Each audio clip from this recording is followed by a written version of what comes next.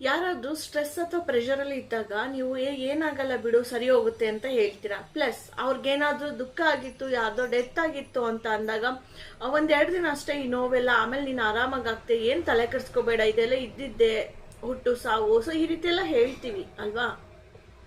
But ಅದೇ ನಮ್ಮ ಲೈಫಲ್ಲಿ ನಡೆದ್ರೆ ಇಡೀ ಭೂಮಿಗೆ ಬೆಂಕಿ ಎತ್ತಿದ್ಯೇನೋ, ಆಕಾಶನೇ ತಲೆ ಮೇಲೆ ಬಿದ್ದಿದ್ಯೇನೋ ಅನ್ನೋ ರೀತಿ ಆಡ್ತೀವಿ, ಕರೆಕ್ಟ್. ಬಟ್ ಬೇರೆಯವ್ರಿಗೆ ಹೇಳೋದು ಸುಲಭ, ಆದ್ರೆ ನಾವೇ ಅದನ್ನ ಅನುಭವಿಸೋದಿದೆಯಲ್ಲ ಅದು ತುಂಬಾ ಕಷ್ಟ. ಪ್ಲಸ್ ಅನುಭವಿಸ್ದಲ್ಲೇ ಇದ್ರೆ ಅದ್ರದ್ದು ನೋವೇನು ಅನ್ನೋದು ಡೆಪ್ತ್ ನಮಗೆ ಅರ್ಥನೇ ಆಗೋದಿಲ್ಲ, ಹೌದಲ್ವಾ. ಸೊ ಈ ಪ್ರೆಷರ್, ಸೊ ಇದೆಲ್ಲ ಟೆನ್ಷನ್ಸ್, ಸೊ ಇದೆಲ್ಲದ್ರಿಂದ ಹೊರಗೆ ಬರೋದು ಹೇಗೆ, ಇದ್ರ ಫ್ರೀಡಮ್ನ ಹೇಗೆ ಕಂಡ್ಕೋಬೇಕು ಅನ್ನೋದನ್ನ ಈ ವಿಡಿಯೋದಲ್ಲಿ ನಾನು ಇವತ್ತು ತಿಳಿಸ್ಕೊಡ್ತೀನಿ. ಓಕೆ, ಸೊ ಈ ವಿಡಿಯೋನ ಕಂಪ್ಲೀಟ್ ಆಗಿ ನೋಡಿ, ಹಾಗೆ ಸಬ್ಸ್ಕ್ರೈಬ್ ಮಾಡ್ಕೊಳ್ಳಿ. ನಾನು ನಿಮ್ಮ ಶ್ರೇಯ, ನೀವು ನೋಡ್ತಾ ಇದ್ದೀರಾ ಮೈಂಡ್ಸೆಟ್ ಕನ್ನಡ ಯೂಟ್ಯೂಬ್ ಚಾನಲ್. ಬನ್ನಿ ಈ ವಿಡಿಯೋನ ಸ್ಟಾರ್ಟ್ ಮಾಡೋಣ. ನಾವು ಯಾವುದೇ ಬೇಜಾರಲ್ಲಿ, ದುಃಖದಲ್ಲಿ ಅಥವಾ ಸ್ಟ್ರೆಸ್ ಅಲ್ಲಿ ಇದ್ದಾಗ ನಮ್ಮ ಎನರ್ಜಿ ತುಂಬಾ ಲೋ ಇರುತ್ತೆ ಅಲ್ವಾ. ಅದೇ ನಾವೇನಾದ್ರು ತುಂಬಾ ಖುಷಿಯಾಗಿದ್ದಾಗ ತುಂಬಾ ಹೈ ಎನರ್ಜಿನಲ್ಲಿ ಇರ್ತೀವಿ. ಅಂದ್ರೆ ಎಲ್ಲರ ಜೊತೆ ತುಂಬಾ ಖುಷಿಯಾಗಿ ಮಾತಾಡೋದಾಗ್ಲಿ, ಕಾಮಿಡಿ ಮಾಡೋದಾಗ್ಲಿ, ಎಲ್ಲರ ಜೊತೆ ನಗ್ತಾ ನಗ್ತಾ ಇರೋದಾಗ್ಲಿ, ಸೊ ಇದೆಲ್ಲನೂ ನಾವು ಹೈ ಎನರ್ಜಿನಲ್ಲಿದ್ದಾಗ ಮಾಡ್ತೀವಿ. ಸೊ ಈ ಒಂದು ಹೈ ಎನರ್ಜಿನ ಹೇಗೆ ನಾವು ಉಳಿಸ್ಕೊಳ್ಳೋದಾಗಿದ್ರೆ, ಹೇಗೆ ಈ ಸ್ಟ್ರೆಸ್ ಇಂದ ಹೊರಗೆ ಬರೋದು, ಫ್ರೀಡಮ್ನ ಹೇಗೆ ತಗೊಳ್ಳೋದು, ಸೊ ಇದ್ರ ಬಗ್ಗೆ ಇವಾಗ ನೋಡೋಣ, ಓಕೆನಾ. ಅಂಡ್ ಸ್ಟ್ರೆಸ್ ಯಾಕೆ ಬರುತ್ತೆ ಅನ್ನೋದು ಮೇಯ್ನ್ ಆಗಿ ನಾವು ಅರ್ಥ ಮಾಡ್ಕೋಬೇಕಲ್ವಾ. ಅದರಿಂದ ಫ್ರೀಡಮ್ ಬೇಕಂದ್ರೆ ಯಾವ್ದ್ರಿಂದನಾದ್ರೂ, ಸೊ ಅದು ಯಾಕೆ ಆಗ್ತಿದೆ ಅನ್ನೋದನ್ನು ನಾವು ತಿಳ್ಕೊಬೇಕಾಗುತ್ತೆ ಅಲ್ವಾ. ಸೊ ಅವಾಗ ನಾವು ಸೊಲ್ಯೂಷನ್ ಹುಡ್ಕೋದಕ್ಕೆ ಸಾಧ್ಯ ಆಗೋದು. ತುಂಬಾ ಸಲ ನಾವು ಏನೋ ಬೇಕು ಅನ್ಕೊಂಡಿರ್ತೀವಿ, ಆದ್ರೆ ಅದು ನಮ್ಮ ಹತ್ರ ಇರೋದಿಲ್ಲ ಅಂಡ್ ತಗೊಳ್ಳೋದಕ್ಕೂ ಆಗ್ತಿರೋದಿಲ್ಲ. ಸೊ ಯಾಕೆ ಹೀಗಾಗುತ್ತೆ? Because of money, right. So ಅಷ್ಟು ಹಣ ಇರೋದಿಲ್ಲ, ಹಾಗಾಗಿ ಆ ದುಃಖ ನಮ್ಮಲ್ಲಿ ಉಳ್ಕೊಳ್ಳುತ್ತೆ, ಆ ಸ್ಟ್ರೆಸ್ ನಮ್ಮಲ್ಲಿ ಉಳ್ಕೊಳ್ಳುತ್ತೆ. ಸೊ ನನಗಿದ್ ಬೇಕಾಗಿತ್ತು, ತಗೊಳಕ್ಕಾಗ್ತಿಲ್ಲ, ತಗೊಂಡಿಲ್ಲ, ಈ ವಸ್ತು ನನ್ನ ಹತ್ರ ಇಲ್ಲ. ಮೇ ಬಿ ನಿಮ್ಮ ಸರ್ವೈವಲ್ಗೆ ಇಂಪಾರ್ಟೆಂಟ್ ಆಗಿರುವಂಥದ್ದೇ ಆಗಿರಬಹುದು, ಯಾವುದೇ ಆಗಿರಬಹುದು. ಸೊ ಇದು ತಗೊಳಕ್ಕಾಗ್ತಿಲ್ಲ, ಸೊ ಇನ್ನೂ ಕಷ್ಟಪಡ್ತಿದ್ದೀನಲ್ಲ, ಸೊ ಈ ರೀತಿ ಒಂದು ಕಾರಣದಿಂದ ಕೂಡ ಸ್ಟ್ರೆಸ್ ಬರುತ್ತೆ.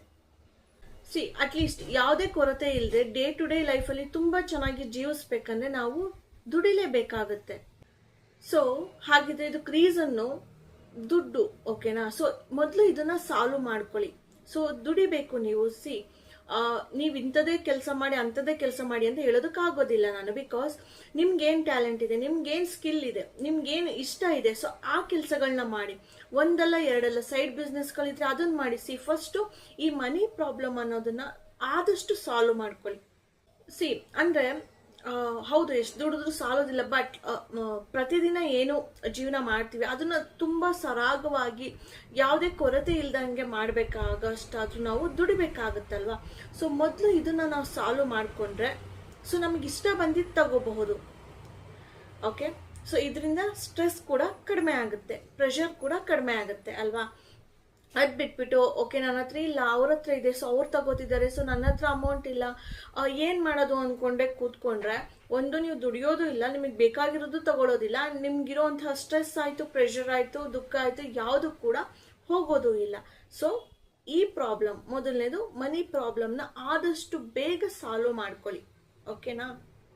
ಓಕೆ, ಸೊ ಇದು ಮೊದಲನೇದಾದ್ರೆ ನೆಕ್ಸ್ಟ್ ಏನಂದ್ರೆ, ಈಗ ದುಡ್ಡನ್ನ ಮಾಡ್ಕೊಳ್ಳಿ ಅಂತ ಅಂದೆ.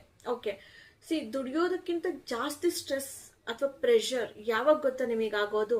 ಲೋನು, EMI, ನೀವು ದುಡಿಯೋದಕ್ಕಿಂತ ಜಾಸ್ತಿ ನೀವು ಖರ್ಚು ಮಾಡೋದು, ಲೈಫ್ ಸ್ಟೈಲ್ನ ಇನ್ಕ್ರೀಸ್ ಮಾಡ್ಕೊಳ್ಳೋದು, ತೋರಿಕೆ ಜೀವನನ ಮಾಡೋದು. ಸೊ ಈ ರೀತಿ ಮಾಡೋದ್ರಿಂದ ತುಂಬಾ ಜಾಸ್ತಿ ಪ್ರೆಷರ್ ಆಗ್ತಾ ಹೋಗುತ್ತೆ ಲೈಫಲ್ಲಿ. ಇದರಿಂದ ಹೆಲ್ತ್ ಕೂಡ ಹಾಳಾಗ್ತಾ ಬರುತ್ತೆ.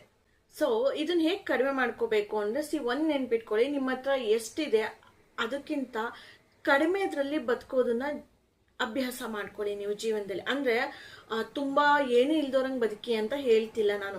ಇವಾಗ ನೀವು 1 ಲಕ್ಷ ದುಡಿತಾ ಇದ್ರೆ, ಒಂದು ಈಗ ಮಕ್ಕಳು, ಸ್ಕೂಲು ಫೀಸ್ ಅದೆಲ್ಲಾನು ಸೇರಿಸಿ ನೋಡಿ, ಒಂದು ರೇಂಜಲ್ಲಿ ಒಂದು 30 ರಿಂದ 40 ಸಾವಿರ, ಅಥವಾ ನೀವೇನೋ ದೊಡ್ಡ ಕಾನ್ವೆಂಟ್ಗೆ ಸೇರಿಸಿದ್ರೆ ತುಂಬಾ ಕಷ್ಟ ಆಗುತ್ತೆ. ಯಾಕೆ ಹೇಳಿ, ಅಲ್ಲೇ 1 ಲಕ್ಷ, 2 ಲಕ್ಷ, 3 ಲಕ್ಷ, ಸೊ ಈ ರೀತಿ ಫೀಸ್ ಹೋಗ್ತಿರೋ, ನೀವು ದುಡಿತಿರೋದು ಅದಕ್ಕಿಂತ ಕಡಿಮೆ ಅಲ್ವಾ. ಸೊ ಅವಾಗ ಏನ್ ಮಾಡ್ತೀರಾ? ಸೊ ಆದಷ್ಟು ಬೆಸ್ಟ್ ಸ್ಕೂಲ್ ಯಾವ್ದಿದೆ, ಸೊ ಅಫೋರ್ಡಬಲ್ ರೇಟಲ್ಲಿ, ಸೊ ಅಲ್ಲಿಗೆ ಸೇರಿಸ್ತಾ ಹೋಗಿ ಮುಂದೆ ಇನ್ನ ದುಡಿತಾ ಒಳ್ಳೆ ಸ್ಕೂಲ್ಗಳಿಗೆ ನೀವು ಸೇರಿಸ್ಬೋದು. ಪ್ಲಸ್ ಬೈಕ್ ಏನೋ ತಗೋಬೇಕು ಅನ್ಕೊಂಡಿರ್ತೀರಾ, ಸ್ವಲ್ಪ ವೇಟ್ ಮಾಡಿ, ಸ್ವಲ್ಪ ದುಡೀರಿ, ಚೆನ್ನಾಗಿ ಕೂಡಿಟ್ಕೊಳ್ಳಿ. ಅದು ಬಿಟ್ಬಿಟ್ಟು EMI ಹಾಕಿಸ್ಕೊಂಡು ತಗೊಳ್ಳೋಣ ಬೈಕ್ನ ತಗೊಂಡ್ರೆ ನಾಳೆ ಕೆಲಸ ಹೋದ್ರೆ ಏನು ಮಾಡ್ತೀರಾ? ಮನೆನೇ ಆಯಿತು, EMI ಹಾಕಿಸ್ಕೊಂಡು ತಗೊಂಡು ನಾಳೆ ಕೆಲಸ ಹೋದ್ರೆ ಏನು ಮಾಡ್ತೀರಾ? ಸೊ ನೀವೆಷ್ಟು ದುಡಿತೀರಲ್ಲ, ಸೊ ಅದಕ್ಕಿಂತ ಕಡಿಮೆ ಖರ್ಚು ಮಾಡಿ. ಪ್ಲಸ್ ನೀವೇನಾದರೂ ತಗೋತೀನಿ ಅಂತ ಹೋದರೆ, ಈಗ ಫಾರ್ ಎಕ್ಸಾಂಪಲ್ ಒಂದು ಬೈಕ್ ಒಂದು 50,000 1,00,000 ಇಟ್ಕೊಳ್ಳೋಣ. ನೀವು ಅದೇ ಬೈಕ್ನ 2-3 ಸತಿ ಮತ್ತೆ ತಗೊಳಕ್ಕಾಗಬೇಕು, ಅಷ್ಟು ದುಡ್ಡು ನಿಮ್ಮ ಹತ್ರ ಇದೆಯಾ? ಅವಾಗ ಮಾತ್ರ ಅದನ್ನ ತಗೊಳ್ಳಿ ನೀವು. ಸೊ ಇದೇ ಒಂದು ಫಾರ್ಮುಲಾ ನೀವು ನಿಮ್ಮ ಲೈಫ್ನ ಬ್ಯಾಲೆನ್ಸ್ ಮಾಡಬೇಕಂದ್ರೆ. ಆ್ಯಂಡ್ ಯಾವುದೇ ಆಯಿತು, ನೀವು ಅರ್ನಿಂಗ್ಸ್ ಜಾಸ್ತಿ ಆದಾಗ ಆದಷ್ಟು ಹೆಲ್ತ್ ಮೇಲೆ ಇನ್ವೆಸ್ಟ್ ಮಾಡಿ. ಡಯಟ್ ಫುಡ್ ಆಗಿರ್ಬೋದು, ಎಕ್ಸಸೈಸಸ್ ಆಗಿರ್ಬೋದು, ಜಿಮ್ ಆಗಿರ್ಬೋದು, ಮೆಡಿಟೇಷನ್ಸ್ ಆಗಿ. ಸೊ ಇದ್ರ ಮೇಲೆ ಫಸ್ಟ್ ಇನ್ವೆಸ್ಟ್ ಮಾಡಿ. ಓಕೆ, ನೀವು ಚೆನ್ನಾಗಿದ್ರೆ ಅಲ್ವಾ ಇನ್ನೂ ದುಡಿಬೋದು. ಸೊ ಅದಾದಮೇಲೆ ಮತ್ತೆ ಇನ್ನೂ ಚೆನ್ನಾಗಿ ದುಡೀರಿ.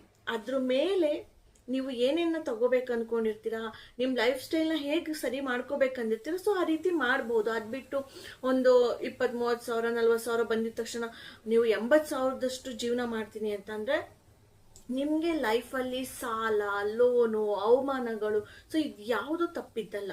ಆ್ಯಂಡ್ ಬೇರೆಯವ್ರನ್ನ ಯಾವತ್ತೂ ಮೆಚ್ಚೋದಕ್ಕೆ ಹೋಗಲೇಬೇಡಿ, ಓಕೆನಾ? ಸೊ ಇದನ್ನು ಸರಿ ಮಾಡಿಕೊಂಡ್ರೆ ನಿಮಗೆ ಅರ್ಧ ಪ್ರೆಷರು ತಪ್ಪೋಗುತ್ತೆ ಲೈಫಲ್ಲಿ. ಅರ್ಥ ಆಯ್ತಾ? Next point comparison. ಸೊ ಇದು ನಿಮಗೆ ಗೊತ್ತಿದೆ, ಅವರೆಲ್ಲ ಹೋಗ್ತಿದ್ದಾರೆ, ಅವ್ರು ಏನು ತೊಗೊಂಡಿದ್ದಾರೆ, ಅವ್ರ ಹತ್ರ ಏನಿದೆ, ಇವ್ರು ಯಾಕೆ ಬಂದಿದ್ದಾರೆ ಇಲ್ಲಿಗೆ, ಏನು ಮಾಡ್ತಿದ್ದಾರೆ ಅವರೆಲ್ಲ. ಸೊ ಇದನ್ನೆಲ್ಲ ನೀವು ನೋಡಿ ನೋಡಿ ನೋಡಿ ಕಂಪೇರ್ ಮಾಡಿಕೊಂಡು ತುಂಬ ಮಾನಸಿಕವಾಗಿ ಒತ್ತಡನ ಜಾಸ್ತಿ ಮಾಡ್ಕೋತಾ ಇದ್ದೀರಾ.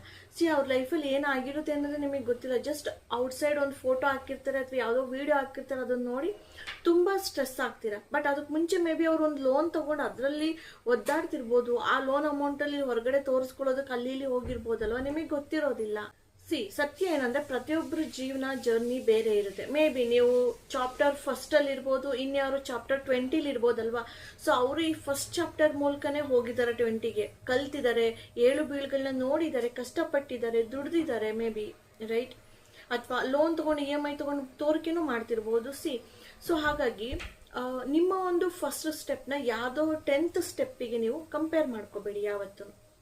ಓಕೆ, ಸೊ ಇದನ್ನು ಬಿಡಿ. ಸೊ ಇನ್ನ 3/4% ನಿಮಗೆ ಸ್ಟ್ರೆಸ್ ಕಡಿಮೆ ಆಗ್ತಾ ಬರುತ್ತೆ. ಓಕೆ, ನೆಕ್ಸ್ಟ್ ಏನಂದ್ರೆ ಎಕ್ಸ್ಪೆಕ್ಟೇಷನ್ಸ್.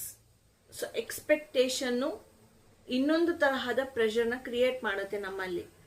ನಾವು ತುಂಬಾ ಎಕ್ಸ್ಪೆಕ್ಟ್ ಮಾಡ್ತೀವಿ ಪ್ರತಿದಿನದ ಲೈಫಲ್ಲಿ. ಒಂದು ರೆಸ್ಪೆಕ್ಟ್ ಇರ್ಬೋದು, ರೆಸ್ಪಾನ್ಸ್ ಇರ್ಬೋದು, ನಮ್ಮನ್ನೇ ಇಷ್ಟಪಡಬೇಕು ಅನ್ನೋದಿರ್ಬೋದು, ಅಥವಾ ಯಾವುದೋ ಒಬ್ರದ್ದು ಅಧಿಕಾರನ ನಾವು ಕಿತ್ಕೋಬೇಕು ಅನ್ನೋದಿರ್ಬೋದು. ಇವೆಲ್ಲ ಎಕ್ಸ್ಪೆಕ್ಟೇಷನ್ಸ್ಗಳು ಆ್ಯಂಡ್ ನೆಗೆಟಿವ್ ಥಿಂಕಿಂಗ್ಗಳು. ಅವ್ರಿಗೆ ಕೆಟ್ಟದ್ದು ಮಾಡೋದು, ಇವ್ರಿಗೆ ಇದು ಮಾಡಿದ್ರೆ ನನಗೆ ಹಿಂಗೆ ಸಿಗುತ್ತೆ, ಸೊ ಅವ್ರು ನನಗೆ ಈ ರೀತಿ ಬೆಲೆ ಕೊಡ್ಬೇಕು. ಸೊ ಇದೆಲ್ಲನೂ ಆದಷ್ಟು ಬಿಟ್ಬಿಡಿ. ಯಾಕೆ ಗೊತ್ತಾ, ಲೈಫು ನಮ್ಮ ಎಕ್ಸ್ಪೆಕ್ಟೇಷನ್ ಪ್ರಕಾರ ನಡೆಯೋದಿಲ್ಲ. ಓಕೆ, ಎಕ್ಸ್ಪೆಕ್ಟೇಷನ್ಸ್ ಕಡಿಮೆ ಆದಾಗ ಡಿಸಪಾಯಿಂಟ್ಮೆಂಟ್ಸ್ ಕೂಡ ಕಡಿಮೆ ಆಗುತ್ತೆ. ಬಟ್ ನಿಮ್ಮ ಕೆಲಸ ನೀವು ಚೆನ್ನಾಗಿ ಮಾಡ್ಕೊಳ್ತಾ ಹೋಗಿ. ಸೊ ಅದರಿಂದ ಏನು ರಿಸಲ್ಟ್ ಬರುತ್ತೆ ನೋಡಿ ಅಷ್ಟೇ ಹೊರತು ನೀವು ಅವ್ರು ಹಿಂಗೆ ಮಾಡ್ಬೇಕು, ಇವ್ರು ನನಗೆ ಹಿಂಗೆ ಮಾಡಬೇಕು, ಹಿಂಗೆ ನೋಡ್ಬೇಕು, ಹಿಂಗೆ ಮಾತಾಡಿಸ್ಬೇಕು, ಸೊ ಇದೆಲ್ಲ ಬೇಡ. ಓಕೆ, ಸೊ ಇದರಲ್ಲೂ ಸಮ್ ಅಮೌಂಟ್ ಆಫ್ ಪ್ರೆಷರ್ ನೀವು ರೆಡ್ಯೂಸ್ ಮಾಡ್ಕೋಬಹುದು. Okay, and main important thing ಏನು ಗೊತ್ತಾ, ಈ ಪ್ರೆಷರ್ ಅನ್ನೋದು, ದುಃಖ ಅನ್ನೋದು, ಸ್ಟ್ರೆಸ್ ಅನ್ನೋದು ತುಂಬ ಸಲ ಪ್ರಾಬ್ಲಮಿಂದ ಬರೋದೇ ಇಲ್ಲ, ನಮ್ಮ ಯೋಚನೆಗಳಿಂದನೇ ತುಂಬೋಗ್ಬಿಟ್ಟಿರುತ್ತೆ ಈ ಸ್ಟ್ರೆಸ್, ಪ್ರೆಷರ್. ಸೊ ಇವಾಗ ಯಾವುದೋ ಒಂದೇ ಒಂದು ಪ್ರಾಬ್ಲಮ್ ಬಂತು ಅನ್ಕೊಳ್ಳಿ, ನಾವು ಅದಕ್ಕೆ 100 ಸಿನಾರಿಯೋಸ್ನ ಇಮ್ಯಾಜಿನ್ ಮಾಡ್ಕೊಂಡ್ಬಿಟ್ಟಿರ್ತೀವಿ. ಹಂಗಾದ್ರೆ ಹೆಂಗೆ, ಹಿಂಗಾದ್ರೆ ಹೆಂಗೆ, ಇದು ಬಂದ್ರೆ ಹೆಂಗೆ, ಅದು ಹೋದ್ರೆ ಹೆಂಗೆ ಅಂತ ಅಂದ್ಬಿಟ್ಟು. ಬಟ್ ಅಲ್ಲಿರೋದು ಒಂದೇ ಪ್ರಾಬ್ಲಮ್. ನಾವಿಲ್ಲಿ 100 ಸಿನಾರಿಯೋಸ್ನ ಇಮ್ಯಾಜಿನ್ ಮಾಡ್ಕೊತೀವಿ, ಬಟ್ ಅದ್ರಲ್ಲಿ ಒಂದು ಕೂಡ ಆಗೋದಿಲ್ಲ. ಸೊ ಯಾವಾಗಲೇ ಆಯಿತು ಪ್ರಾಬ್ಲಮ್ ಬಂದಾಗ ಸ್ಲೋ ಡೌನ್ ಆಗಿ, ಕಾಮ್ ಡೌನ್ ಆಗಿ ಈ ಪ್ರಾಬ್ಲಮ್ನ ಹೇಗೆ ಸಾಲ್ವ್ ಮಾಡೋದು ಅನ್ನೋದ್ರ ಬಗ್ಗೆ ಥಿಂಕ್ ಮಾಡಿ ವಿನಃ ಇದರಿಂದ ಇನ್ನೂ ಏನೇನು ಆಗಬಹುದು ಅನ್ನೋದನ್ನ ಥಿಂಕ್ ಮಾಡೋದನ್ನ ಬಿಟ್ಟು ಹಾಕಿ. ಓಕೆನಾ? ಯಾಕಂದ್ರೆ ನೀವು ಸಾಲ್ವ್ ಮಾಡೋದು ಹೆಂಗೆ ಅಂತ ಥಿಂಕ್ ಮಾಡಿಬಿಟ್ರೆ ಇದರಿಂದ ಇನ್ನೂ ಏನೇನು ಆಗ್ಬಹುದು ಅನ್ನೋದು ಆಗೋದೇ ಇಲ್ವಲ್ಲ, ಇಲ್ಲೇ ಸಾಲ್ವ್ ಆಗೋಗ್ಬಿಟ್ಟಿರುತ್ತೆ ಅಲ್ವಾ? ಅರ್ಥ ಆಗ್ತಿದೆ ನಿಮ್ಗೆ ಹೇಳ್ತಿರೋದು? ಗೊತ್ತಾಗ್ತಿದ್ಯಾ? ಅದ್ಬಿಟ್ಟು ಯಾಕೆ ನನಗೆ ಮಾತ್ರ ಹಿಂಗಾಗ್ತಿದೆ, ಇದರಿಂದ ಇನ್ನೇನಾಗ್ಬೋದು, ಯಾರು ಏನು ಮಾಡ್ಬೋದು, ನೋ, ಯೂಸ್ ಇಲ್ಲ. ಅರ್ಥ ಮಾಡ್ಕೊಬ್ರಿ, ಇದೆಲ್ಲ ಲೈಫ್ನ ಸಿಂಪಲ್ ಥಿಂಗ್ಸ್ಗಳು, ಯೂಸ್ ಇಲ್ಲ ಆ ಥರ ಯೋಚನೆಗಳಿಂದ.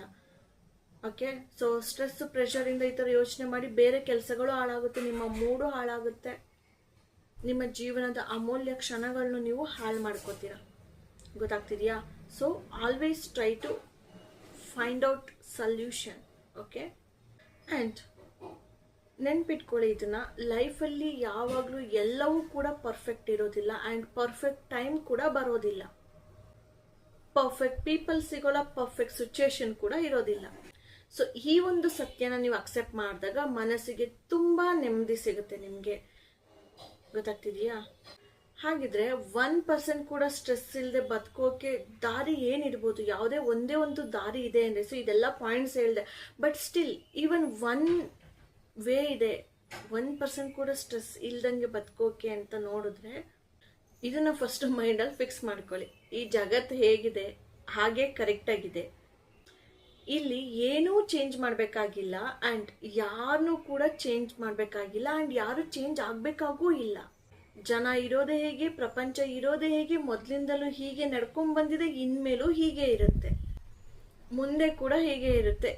ಓಕೆ, ಬದಲಾಗಬೇಕಾಗಿರೋದು ನಾನು ಮಾತ್ರ ಅನ್ನೋದನ್ನ ಚೆನ್ನಾಗಿ ತಲೆಯಲ್ಲಿ ಇಟ್ಕೋಬಿಡಿ. ಸೊ 1% ಕೂಡ ನಿಮಗೆ ಪ್ರೆಷರೇ ಇರೋದಿಲ್ಲ.